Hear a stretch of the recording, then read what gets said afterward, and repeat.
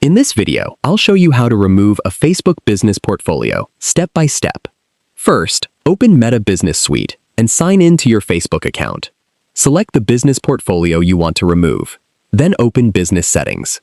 Before deleting it, make sure you have removed or transferred important assets such as Facebook pages, Instagram accounts, ad accounts, and other connected business assets. Also check that there are no outstanding balances or active business activities that could prevent removal. Next, open the Business Info section and look for the option to permanently delete business or remove the business portfolio. Review the warning carefully, because deleting a business portfolio can affect its connected assets and access. If you're sure, confirm the deletion and follow the on-screen instructions. Meta may ask you to re-enter your password or complete a security check.